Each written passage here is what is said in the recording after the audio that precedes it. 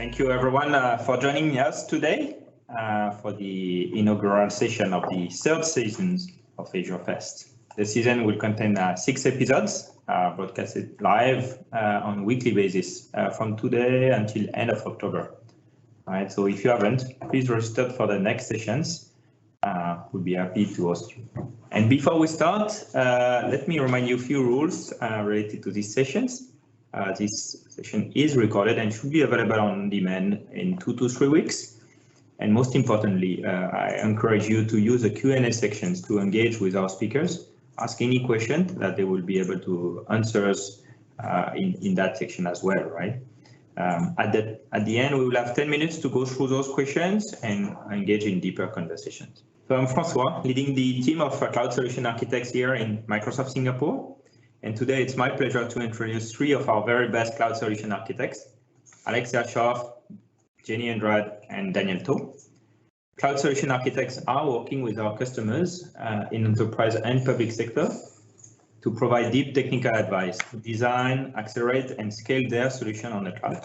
Their expertise span across very different solutions and features on Azure. But today we will focus on a topic which is very close to Alex and the team, critical infrastructure and the impact of the newly released CCOP regulation.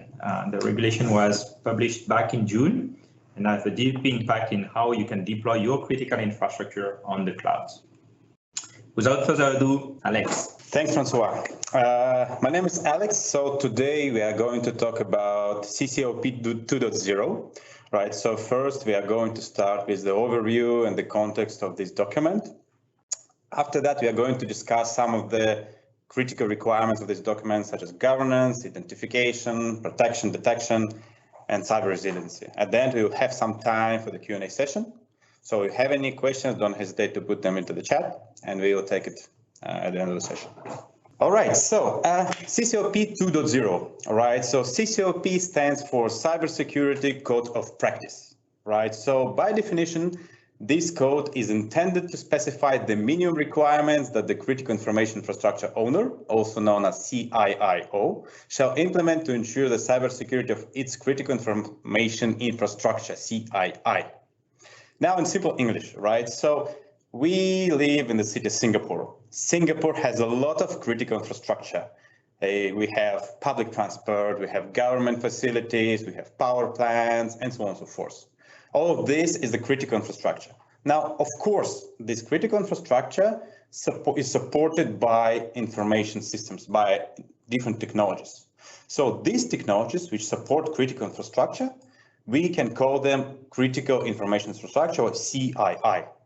Now, for these systems, Cybersecurity Agency of Singapore designed the document, the requirements, which called CCOP, Cybersecurity Code of Practice. What is important? It's very important to understand that this document is designed for systems, not for the companies or customers. In other words, if you have your customer who has some system which is called CII, then this document will be applicable only to this single system. It's not going to be applicable to other systems which this customer has. That's a very important point. Now, why we talk about this document now? It's because a few months ago, 4th of July 2022, Cybersecurity Agency of Singapore released a new version of it called 2.0. And since now we are on the Azure session, right, and Azure DevFest, the good news for us that there is a dedicated chapter in this document related to cloud services, which says that hyperscale cloud services are allowed to be used by CIOs to host and operate their CII systems. In other words, we got the green light to have the CII systems hosted in the cloud on Azure, which is great news for us. Now, CCOP 2.0, that's a very long document, which consists of many different requirements related to physical controls, administrative, and technical controls. As part of this session, we are not going to talk about the technical controls. Physical controls or administrative controls. We are going to focus purely on technical controls and how those can be addressed in Azure, okay? Now, first part of the document is related to governance. And for those of you who are familiar with Azure, with Cloud Adoption Framework, when you hear governance, it's like, oh, governance, we know about it. It's the big piece of the Cloud Adoption Framework with some pillars identified, with some tools which are supposed to support these pillars. So we know all about it. But in CCOP 2.0, by governance, they mean slightly different things, right? So if you take a look on this, governance is mostly about the principles that CIO should follow. And these principles are the defense in depth, the least privilege, the segregation of duties, and the zero trust. I would like to use this opportunity to invite you guys to the session next week during the Azure DevFest. My colleagues Murti and Sharmila, they are going to talk about the defense in depth. It's going to be a deep dive session. But overall, if you're talking about all these 4 principles, there's nothing new in that, right? So these are standard security principles which all of us should follow, not only for the CII, but for any workload that we have in Azure, for any customer joining, right? So if you're talking about the things like segregation of duties or the least privilege, the first thing that we have on top of our mind is obviously Azure AD. Right, so Azure AD is designed to address these requirements or these principles. And one of the things that we can talk about is the role-based access control, or what we also call RBAC model, right? So Azure AD roles are designed to meet these requirements. There are standard roles. There are some standard built-in kind of privileged roles, such as owner, contributor, reader, not necessarily fit into the least privileged access most of the time. But if you are talking about the more specific built-in roles like backup operator, virtual machine contributor, AKS reader, or any other similar built-in roles, they are much better fit for this kind of requirements. Now, if you work in the regulated industries, you work in the public sector, or you work in the FSI, or you're going to deal with the CII systems, then most likely you would require even more granular list of permissions for your roles. That's a good possibility, and we see it quite often, right? So some of the customers, they want to validate each permission by permission. Then you can create the custom roles, custom block roles, where you can explicitly define what are the actions that we want to allow, or permissions, what are the not actions, what are the data actions, not data actions, and also where you want this role to be assigned to, or assignable scopes. So we put here the link to the best practices for the Azure AD roles. So we are not going to talk about, in fact, any of the concepts here in details because we simply don't have enough time. So we're going to just touch upon all the requirements and how those can be addressed. So if you want to dive deep into this topic, please follow the link and then you can find much more information about that. Zero trust, again, right? So for all the security SMEs and the people who deal with different customers, standard principles, all the customers talk about that, all the customers want to follow it. From Azure perspective, what we consider as zero trust security consists of multiple pillars: identity, endpoints, data, apps, infra, and network, right? So these are the things that we need to keep in mind when we talk about zero trust security. What you see right now on the screen is the high-level diagram of the zero trust concept. Again, we are not going to talk about it in the details, but if you want to explore, if you want to have more information about zero trust, please follow the link that we have, Azure Security Fundamentals Zero Trust, and this is the way you can find all the details about zero trust security. Next one, identification. All right, so this is basically the second chapter, which consists some of the technical controls in the CCOP 2.0. And the similar situation that we have with the governance, right? So when you hear, identification, right? So most likely it's identity, most likely it's Azure AD, right? So, but here's, again, it's a bit different, right? What CCOP 2.0 mean by identification is mostly regarding the asset management. It's also regarding the inventory tracking. So basically, what CCOP 2.0 says is that the CIO shall establish mechanisms and processes to identify all CIA assets and maintain an inventory of the assets. The inventory shall include, and there are a few things, right? CIA network topology diagram, including the perimeter and all the external computers and computer systems that CIA interface with.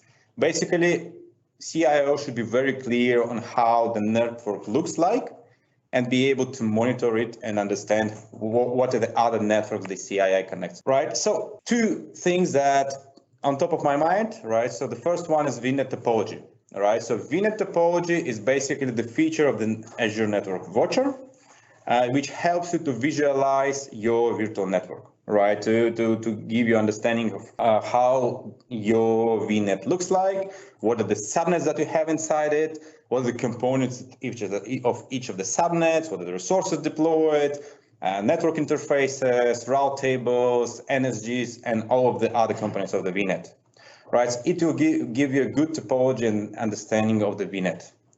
Now, the second part of this requirement is the tagging, right? So basically inventory aspect of it. And if you follow the cloud adoption framework from Microsoft, you want to take a look on the stage ready, right? So where Microsoft clearly recommends to all the enterprise customer to implement resource tagging strategy, right? So basically you want to make sure they have the policies and controls in place which apply different tags for all the resources that you create in the Azure, right? So make sure they can track them properly, you have all the metadata available, and you can use these tags for different purposes. So these are the two tools which can help to address the requirements from identification purpose. The next one, protection. Protection is probably the largest chapter of the COOP 2.0, right? And the most complex chapter, which contains the requirements for many different aspects of the CII, right? So the first one is finally identity, right? So we thought about identity in the previous chapters, but in reality, the requirements are here in the protection. 5.1, access control, says that CIO shall ensure that access to the CII and between parts of the CII is restricted to authorized personnel, activities, processes, and devices. Also, CIO shall put in place authorization and authentication controls for any access to the CII. On top of that, the CIO shall implement mechanism to automatically terminate logon sessions after inactivity for a predefined time. If the logon sessions cannot be terminated, then the CIO shall monitor the logon sessions for anomalous activities and trigger an alert. So these are the requirements related to authentication, authorization, and monitoring. And again, most of you must have heard the same requirements from other customers, not even for CII systems, but for any other systems, right? So you want to make sure that you control the access, that you have all the authorization and authentication controls in place, you control the sessions, and if something goes wrong, you want to trigger the alert. You want to make sure that you have all the controls in place for that. Now, if you try to talk about a little bit about specifics, right? So Azure AD is the key to address these requirements, right? So this is the place where you have all the authentication authorization controls in place. You can configure bug policies, you can configure access to the system, you can configure conditional access, session termination, all these kind of things, right? So on this slide, you can see that I put the link to the Azure Identity Management and Access Control Security Best Practices. So I'm pretty sure that most of you who already deal with Azure Active Directory is familiar with that. Nothing new, just make sure that all the requirements that we have here are properly addressed. Account management. Basically continuation of the requirements for Azure Active Directory, right? So with respect to accounts that have access to the CII, including all the principles that we have in the cloud or in the CII, the CIO shall grant to each account only the minimum privileges necessary for its assigned functions and users. So basically it's least privileged access, right? As simple as that.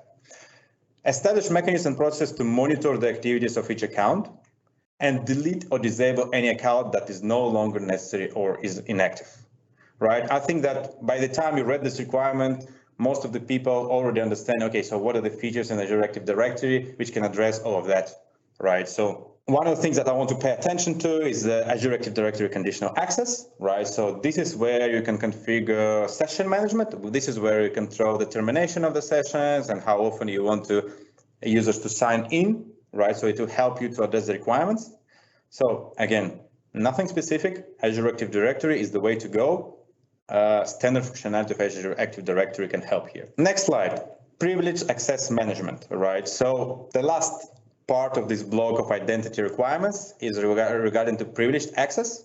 So with respect to privileged accounts, the CIO shall ensure that privileged access is granted only to selected accounts authorized to have such access, maintain an updated inventory of privileged accounts, implement MFA, and ensure that privileged access is initiated from a cybersecurity hardened environment and transfer of data takes place over authorized connections. So again, some of the requirements, they're purely on least privileged access and can be addressed using RBAC roles, right? So it's exactly the same mechanism that you can use to address those.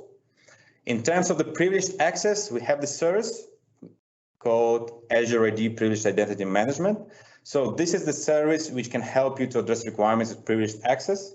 So if you want to implement the features like just-in-time access, or you want to have some workflow, you want to have some people who are approving the access for various privileged access, then the privileged identity management is the way to go. Also, as part of Azure AD P2 licenses, you can get the access to the features which help you to review all the accounts, to monitor the usage of the different accounts, and to disable those which are not used or which are not needed. Okay, so this one completes the block related to identity access and identity, right? So to summarize, all of these slides and all of these requirements can be relatively simply addressed. At least features and technical capabilities are all in Azure, right? So it's just a matter of properly implementing those features and services in each specific use case, right? So the next block, right? So the next block after identity, we have the block related to networking, right? So the networking is a big piece, right? So which consists of two blocks. One is the segmentation and the second one is security, right? So I probably repeated too many times, but again, there is nothing unique or nothing too special here, right? It's mostly about the hygiene and mostly about the following proper security guidelines and modern technologies, right? So if you take a look at the network segmentation, the CIO shall segment the network architecture of the CII into different network segments based on their different security and risk levels. Also shall limit communication between the different network segments of CII to only minimum necessary for operating the CII. But if you think about it, right, so if you have any workload that you want to deploy in the cloud, if you have any networking team who sits in front of you and discussing the design of the solution, any solution should not have any, should have only connectivity which is minimum necessary for operating, right? So also network segmentation should be in place, right? And also different security and risk levels have to be considered. Right, so these are all standard requirements. The CIO also shall implement network security mechanisms between the different network segments of the CIA to detect and block malicious network traffic and to secure network communications. Also should establish mechanisms and processes to isolate affected network segments of the CIA in the event of cybersecurity incident. So from Azure perspective, what I would recommend to take a look here is the architecture patterns that we develop based on the requirements, right? So these segmentation patterns start from one simple VNet, where you just want to segment based on the subnets, and you want to make sure that the communication between subnets is protected and controlled. Then going further to the hub and spoke model, when you have multiple VNets connected to the one hub, and then how the communication has to be implemented in this particular pattern, and all the way to the multi-region connectivity, right? So yes, multi-region connectivity might be not really applicable for the CII conversations, but from patterns perspective, from best practices perspective, all the recommendations are there. So on this slide, I put the link to the article Secure and Governed Workloads with Network Level Segmentation. And this article clearly explains what are the different patterns exist and how these patterns can be implemented, depends on your use case. To complete the network part of the requirements, the last piece is the network security, a very big topic overall when we talk about the cloud adoption projects. If you're talking about it from CCOP perspective, so CIO shall establish and implement network access control rules. CIO shall ensure that the CII is not connected to any network outside of the CII except where necessary for operating the CII. If such connections are necessary, then a CIO shall implement network security mechanisms between the CII and the network, and also detect all the traffic, and also restrict the direction of data flow to only one way. Right, so if you think about it from the cloud perspective, this is something that we do all the time. We make sure that all the network access control rules are tight, and we have the rules which are limited to only those which are required for the solution. And if we have any traffic going on between the different subnets, between the different VNets, we always have to make sure that this traffic is monitored and controlled and secure. The last requirement here, the CIO shall ensure that the CII is not connected to the internet except where necessary for operating the CII. Where connection to the internet is necessary, the CIO shall implement appropriate measures to mitigate and reduce cybersecurity risks. Of course, if you have any workload in the cloud, and if this workload is not meant to be exposed to the internet, you want to make sure that you deny all the internet connectivity, right? So if you, as part of the requirements, have to expose this workload to the internet, then you want to make sure that you have all the proper controls in place to protect this kind of connectivity and exposure to the outside. There are many different tools which help you to protect to protect your network, right? So the key tools that we're talking about here, first, of course, it's subscription. It's the logical isolation of environment for all the resources that you deploy in Azure. The key server is the network itself, VNet. Inside the VNet, you have subnets, which also help you to control your CII infrastructure. Now, to control the flow and enforce different traffic rules in and out between the subnets, out of the VNet, inside in the VNet, you have the network security groups.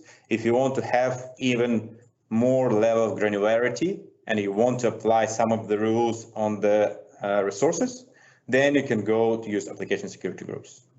Last but not least is Azure Firewall, especially for those scenarios when you want to expose to the internet. Azure Firewall is the way to go, right? Or even when you want to implement VNet peering, or if you want to have a hub and spoke model, Azure Firewall is also might be useful in these scenarios. A link to the deep dive on these topics, and also I would like to use this opportunity to invite you to the session that we are going to run 13th of October.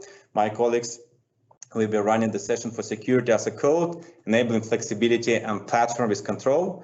So Akash and Mahesh know very well how to do that. They work on the daily basis on the security as a code, on the infrastructure as a code. So it's going to be a very good session. So please make sure that you mark this date and register for the session. All right. So now I want to hand it over to Jenny. So Jenny will continue the presentation and will explain to you the other aspects of the CCOP 2.0. Thanks, Alex.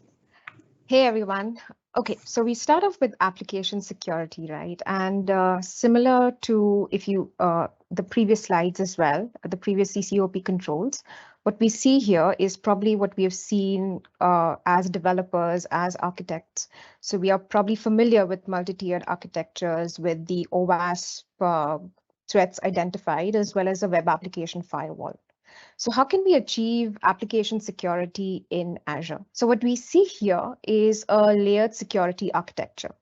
So developers can create a layered security architecture, providing differing levels of network access for each application tier. As an example, a common desire is to hide API backends from general internet access and only allow APIs to be called by upstream web apps. So network security groups can be used on Azure Virtual Network subnets to restrict access to downstream applications. I'll also like to get your attention to the application gateway, right? So in Azure, the WAF, or the Web Application Firewall in the Azure Application Gateway, helps protect web applications from common web-based attacks like SQL injection, cross-site scripting. In fact, it comes pre-configured with protection from threats identified by the Open Web Application Security Project, or the OWASP, top 10 common vulnerabilities. So these include things like SQL injection protection, common web attacks such as command injection, HTTP request smuggling, HTTP response splitting, and remote file inclusion attack. It includes protection against HTTP protocol violations, HTTP protocol anomalies such as missing host user agent and accept headers, as well as prevention against bots, crawlers, and scanners, and detection of common application misconfigurations. Now, a centralized web application firewall to protect against web attacks makes security management also much simpler, and it gives better assurance to the application against threats of intrusions. So a WAF solution can also react to a security threat faster by patching a known vulnerability at a central location instead of securing each individual web applications. So on the slide, we have, again, because application security is pretty vast, right? So we do have upcoming sessions on the 20th and the 27th to know more about application security. We then move on to database security. Again, database security, this is something that we commonly see that as, again, developers, as architects, that we probably imbibe into our designs, imbibe into our development, right? So I won't go into the details of each of these separately, but to achieve the highest degree of database security, what we realize over time is that we require multiple layers of data protection. And to that end, a defense in depth, or a DID security strategy, places multiple controls across the IT system. So if one layer of protection fails, then another is in place to immediately prevent the attack. Okay, so the example that we see over here is with SQL, but it also is applicable to the other databases within Azure. Okay, so we start from the bottom up, right? So we have threat protection. So auditing tracks database activities and helps maintain compliance with security standards by recording database events into an audit log. So this allows you to monitor ongoing database activities as well as analyze and investigate historical activity to identify potential threats or suspected abuse. Network security, which Alex also covered, also plays a part over here. So firewalls, for instance, they usually serve as our first line of defense, and as much in database security as well. So a firewall is a separator or restrictor of network traffic, which can be configured to enforce your organization's data security. We also look at access management, right? Authentication, which is the process of proving a user is who he or she claims to be by entering their credentials. So Azure allows administrators to centrally manage the identities and permissions of database users in one central location, for instance, Azure AD. So this includes the minimization of password storage and enables centralized password rotation policies. Access control or authorization allows each user to access certain data objects and perform certain database operations. For instance, you can read but not modify data. You could modify but not delete data. So access control should ideally be managed by the system administrator who assigns permissions to a user within a database. So permissions are ideally managed by adding user accounts to database roles and assigning database level permissions to these roles. For instance, role level security or column level security. Finally, we come to information protection or data protection. Data encryption secures sensitive data by converting it into an alternative format. So only the intended parties can decipher it back to its original form and access it. Although encryption doesn't solve access control problems, it enhances security by limiting data loss when access controls are bypassed.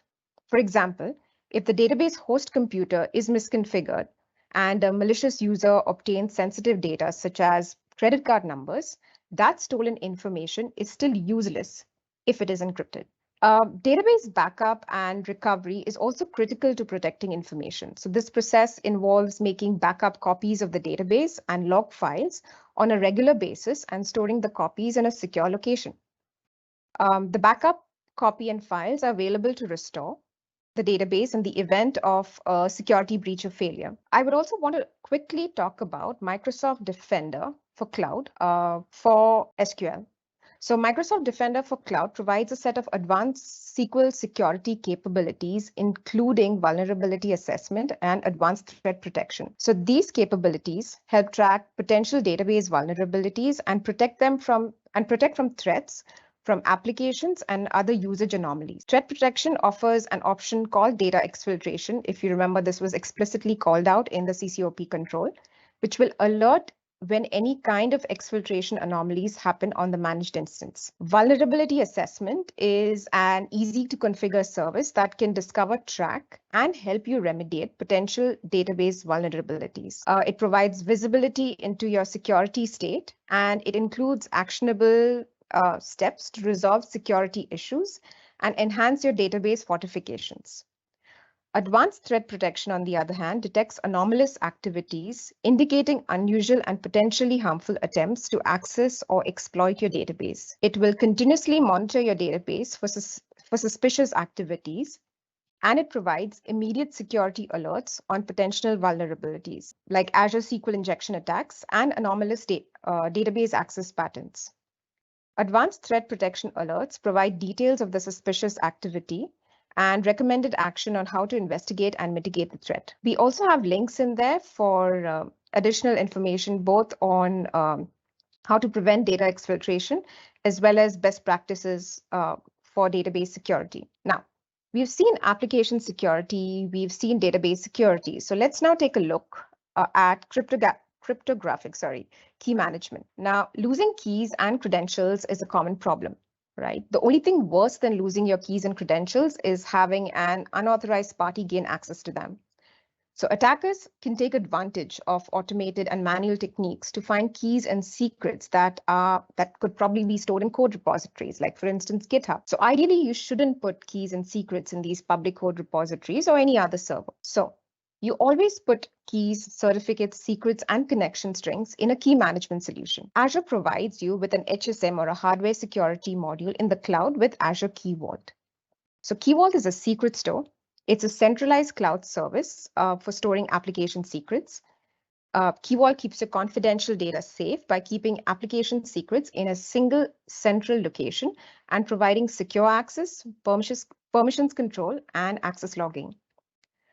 Secrets are stored in individual vaults. Each vault has its own configuration and security policies to control access. You get to your data through a REST API or through a client SDK that's available for most programming languages. Azure Key Vault also helps solve the following problems. Secrets management, so it can be used to securely store and tightly control access to tokens, to passwords, certificates, API keys, and other secrets. Key management, it can be used as a key management solution to create and control the encryption keys, which is used to encrypt your data. And of course, certificate management. So it can be used to manage and deploy your public and private TLS and SSL certificates for use within Azure. So with that, we come to detection. Now, logging and monitoring is core to IT operations. Logging includes logging about the access and attempts to access the CII and the activities made during such access. It includes network connections to the CII. It includes remote connections to the CII. It includes connections between the CII and the wireless LAN. In addition, it could also include DNS logs, your web proxy logs, your network firewall logs, and so on. Now, logging also should include a consistent time source. We need to ensure that it is protected against unauthorized access, against modifications, against deletions. It has a minimum retention period of at least 12 months. It should have a standard structure that facilitates the analysis as well as the sharing of the logs. And it should be governed by a log retention policy to facilitate investigations into cybersecurity incidents. Monitoring, on the other hand, essentially includes detecting all cybersecurity events in respect of the CII. It also includes collecting and storing records of all these events, including correlating the events so that they can be analyzed correctly and triggering the applicable incident reporting, the response, and alerts accordingly. Now, our goal is to provide a unified metrics, a unified logging, and a unified alerting experience for both Azure as well as on-prem resources. Here's a conceptual overview of the Azure Monitor. So when we're going from left to right, Azure Monitor captures monitoring telemetry from a number of different resources, from a number of different sources, including your VMs. It includes your network. Some of these are Azure specific, but others are generic. There could also be custom sources, that probably reside outside the Azure world. Now, this telemetry is stored in metrics and log stores that is centralized, it is fully managed, and it is optimized for cost and performance. Now, with all the data in one place, Azure Monitor then provides a number of value adds on top of it. So you can get end-to-end insights. It could be used for canonical use cases, for monitoring applications, for monitoring your containers, your VMs, your networks. We also have a range of monitoring solutions such as SQL Analytics for specialized workloads. Now, the idea here is that as a customer, for most of your use cases, you should have out-of-the-box monitoring and diagnostics with little to no instrumentation. So we create a multi-dimensional centralized analysis platform across monitoring, across management, across security, and so on. So this provides unified metrics, unified logging, and again, a unified alerting experience for both Azure as well as on-prem resources. It has a simple syntax. It has an efficient query mechanism. You can analyze query results to find the root problems, or you can speculate on trends. You can leverage the ML algorithms for clustering and anomaly detection, automate analysis and visualization with the solution templates provided. You can monitor the health status of all the resources within and outside of Azure. You can gain insights into the alerts triggered across application as well as infrastructure. And it's not just about providing an end-to-end alerting and monitoring and logging experience, right? But if and when needed, you can drill down into emerging issues as well as performance bottlenecks. Again, we do have links in there to get into the details of what enterprise monitoring with Azure Monitor is, as well as a CAF cloud monitoring guide. And we do have an upcoming session on the 6th of October to get into details of SecOps detection and response. Okay. Now, as part of detection, CCOP also includes threat hunting. So usually security teams have challenges hunting for anomalies because of the immense volume of data. They could also have difficulties parsing and filtering the data sets into meaningful actions, right? So Azure Sentinel has powerful hunting capabilities using search and query tools to hunt for security threats across your organization's data sources. And that's what you see on screen. So it will help you help your security analysts look proactively for new anomalies that weren't detected probably by your security apps. So we have built-in queries, which are powered by a powerful query language with IntelliSense. You can create your own bookmarks. So essentially during the hunting process, you may come across matches or findings, dashboards or activities that look unusual or suspicious. So you can quickly mark those items so you can come back to them. And bookmarks let you save items for later to be used to create a case for investigation, as an example. You could use notebooks to automate investigation. You could also query the stored data. So the data is accessible in tables for you to query. And you also have links to community. So you leverage the power of the greater community to find additional queries and data sources. We now come to the final topic in this presentation, and that is cyber resiliency. So CCOP classifies cyber resiliency as firstly having a backup and restoration plan. So this includes performing successful and periodic backups. It includes ensuring a successful retention of these backups, and then protecting these backups from unwanted access and periodically testing the restoration of these backups. Now, so what can you back up with Azure? What are its benefits and how is it protected? So Azure Backup offers a simple solution for backing up both your on-premises data as well as your VMs on the cloud. It provides independent and isolated backups to guard against accidental destruction of original data. Backups are stored in a recovery services vault, which has built-in management of recovery points. Of course, since this is on the cloud, it can scale easily. It doesn't limit the amount of inbound or outbound data that you transfer. You also get application consistent backup. So essentially what this means is that a recovery point has all required data to restore the backup copy. So it ensures additional fixes aren't required when you want to restore the data.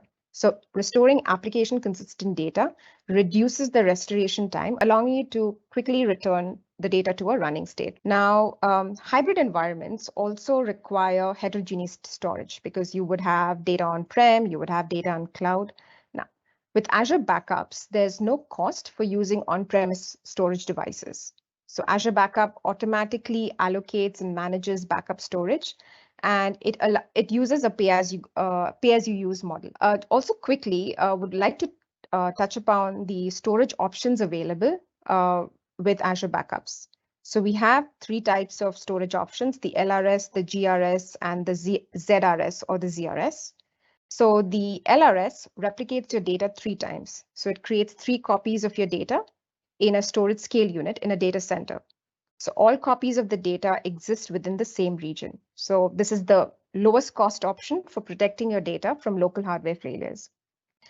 GRS is the default and recommended replication option. It replicates your data to a secondary region, which is hundreds of miles away from the primary location of the source. GRS costs more than LRS, but it provides a higher level of durability for your data, even if there is a regional outage. And ZRS replicates your data in availability zones, guaranteeing data residency and resiliency in the same region. There is no downtime, so your critical workloads that require data residency can be backed up in ZRS. One of the most important steps that you can take to protect your data is to have a reliable backup infrastructure. So what this means is that it needs to be protected at all times. So Azure Backup provides security to your backup environment, both when your data is in transit and when it is in rest. So it provides the management and control of identity and user access. It has built-in roles to control backup management operations. For instance, you have the backup contributor to create and manage backups. You have the backup operator, which does everything a contributor does except removing backup and managing backup policies. And then you have a backup reader, which is only allowed to view all backup management operations. Azure Backup also has several security controls built into the service to prevent, detect, and respond to security vulnerabilities. Also would like to highlight that internet connectivity is not required for Azure VM backup. So backup of Azure VMs requires movement of data from your VM disk to the recovery services vault, but all the required communication and data transfer happens only on the Azure Backbone network without needing to access your virtual network. Therefore, backup of Azure VMs placed inside secured networks doesn't require to allow access to any IPs or FQDNs. We also provide private endpoints for Azure Backup. And again, we ensure within Azure Backup that the data is encrypted at rest, as well as in motion. Next slide, please. Now, as an organization, you need to adopt a business continuity and disaster recovery strategy that keeps your data safe. It's what keeps your apps and workloads all online when planned and unplanned outages occur. Backup is a part of your BCDR strategy. It's what keeps your data safe and recoverable. Site recovery, on the other hand, helps ensure business continuity by keeping business apps and workloads running during outages. So site recovery replicates workloads running on physical and virtual machines from a primary site to a secondary location. So when an outage occurs at your primary site, you fail over to a secondary location and access apps from there. After the primary location is running again, you can fall back to it. Site recovery manages and orchestrates disaster recovery of an on-premise machine and AVMs, including the replication, failover, and recovery. It is simple to use, so you can set up and manage replication, failover, and fallback from a single location in the Azure portal. It supports Azure VMs as well as VMware VMs. Again, it supports on-premise VMs as well. You can also replicate any workload running on supported Azure VMs on-premise Hyper-V and VMware VMs and Windows Linux physical servers. Site recovery orchestrates replication without intercepting application data. So when you replicate to Azure, data is stored in Azure storage with the resilience that it provides. When failover occurs, Azure VMs are created based on that replicated data. It keeps RTO and RPO targets. It provides continuous replication for Azure VMs and VMware VMs, and the frequency is as low as 30 seconds for Hyper-V. So you can reduce RTO and further by integrating with the Azure Traffic Manager. You can easily run disaster recovery drills without affecting ongoing replication. And you can run planned failovers for expected outcomes with zero data loss. Site recovery integrates with other BCDR technologies as well. So with this, we move on to the summary. And just a quick one, technical requirements of the code can be addressed using standard Azure guidelines and concepts like CAF, security baseline, zero trust, etc. Moving to Q&A. Thanks, Jenny. Thanks, Alex. Thank you, everyone, for the questions.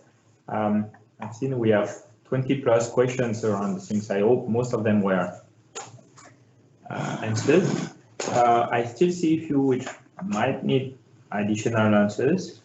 Maybe around Azure ID, just go back to Azure ID, how it fits in the overall security strategy. Okay, I think for when Alex and Jenny mentioned about the identity portion, right? Because from the cloud perspective for CII, I think it's critical to have that level of understanding how the identity fits into the CII requirements. Yeah, so I think that's a very good question. And in the next DevFest, we actually touch about identity as well in that aspect. We also had a question on policies. I mean, following this conversation on how to keep our workload secured, is there any policies coming as a start on Azure, right? Yeah, that's right. I actually have this question very common from a lot of customers, especially the public sector, because under our Azure policy, there's a lot of built-in categories, right? That the customer will actually ask which one do we best use in terms of recommendations. Yeah. So in view of the Azure benchmark that we often recommend, because it actually set the framework for the CIS aspect as well as the needs aspect itself. Yeah. So that's one of the recommendations. On top of that, Azure policy allows the flexibility for customers to, in fact, manage in terms of what kind of policies that you want to enforce and what kind of policies you want to be on audit mode. Yeah. So there's flexibility in view of how you want that policy to be enforced on the Azure cloud itself. Maybe once we've run through policies on architecture, similarly, do we have any reference architecture covering this security aspect of CCOP? Yes, there definitely is. Under our official Microsoft architecture, if you look at the link that I actually shared in the chat itself, right, there's covers a wide range of categories and use cases for our customers to actually reference, not just on security. It can be on data AI aspects. It can be on PCI DSS aspects. Yeah, so it depends on the industry the customer is actually in, and such reference architecture is actually very helpful for customers to use as a baseline. To in fact use it to modify according to their own environment, in view of like whether is it a hybrid environment or whether is it a pure cloud environment that the customer intend to host their workload per se. Okay. There was a question maybe more specific to one workload on SQL. Do we have any firewall covering the SQL aspect and the data? Of course, when customers onboard to Azure Cloud, we strongly encourage them to turn on Defender for Cloud, which actually has these enhanced security features that not just touch on Azure SQL. We also touch on Defender for servers, Defender for DNS. So it's actually a broad range of common services that customer will use in the native cloud itself. And as such, right, Azure Defender for Cloud, Azure SQL itself is part of this feature inside Defender for Cloud. Yeah. Okay, so Defender for Cloud for everyone. Yes, exactly. There is a question on multi-tenant also, because we know CII is specific to certain applications. So if I'm running an application, do I need to deploy? What's the best practice? Do I need to deploy in a dedicated tenant, in a dedicated subscription? Maybe what we have any recommendation? This one I suggest we skip because we have a dedicated session for that. Okay. Yeah. When is a dedicated session for? Maybe we should share that. Yes. This is actually a very challenging question. It's a good question from customers' angle, because I would angle it as some CII customers, because of the complexity of their environment, they may have multi-tenancy requirements that spread across their CII workload, while some doesn't have it. So I would say it depends. In a way, we need to go to the second level details, right, to actually find out exactly how the whole architecture is architect and how the design fits into the whole environment to fulfill the CII requirements. Yeah, so that's my view as well. Alex, you want to share yours? No, as I said, right, so I suggest that we don't share all the information and don't answer this question intentionally, right? So because as part of the Azure DevFest, we have a dedicated session, and please join. The last session, 27 October. Yes, thanks, François. 27 October, please join. There will be a full session dedicated to this question, right? So yeah. Maybe one question from my end. I know we have, I mean, if I have an existing workload, how can I make it compliant with CCOP, right? Can I run some assessments to know whether I'm compliant ongoing? What would be the recommendation there? Yeah. Well, first of all, that's the very tricky question, because we need to make sure that this is the CII workload, right? So because, I mean, the first thing that workload has to be designated as the CII, right? So then we even need to start to think about it. If the workload is not CII, then we don't even think about CCOP, even though it might be the same customer, they have both CII workloads and non-CII workloads, right? So that's a very important part of it. Some of the people don't understand that. In terms of the assessment, probably Daniel, do you want to? Sure, I'll take that question. So in view of the assessment, I think firstly, from an architect perspective, right, I need to know whether this is a new project that this customer plans to migrate to our Azure cloud, or is it migration from on-prem itself? Yeah, so I would say it depends on also, there's a few dependency. First thing is where the workload is hosted. Okay. Second thing is what is the classification? I know it's CI classified, but some customer may have high sensitivity in view of the our government IMA compliance requirements. So if sensitivity is high, okay, then that may requires another set of another set of policy requirements on top of it. Yeah. So classification is second. So thirdly is also based on whether that the agency has specific requirements based on their own customer requirements. Yeah. So there's a few dependency that we need to look into to advise further on that portion. Thank you, everyone, for answering the question. I think we have gone through all of them. Yeah.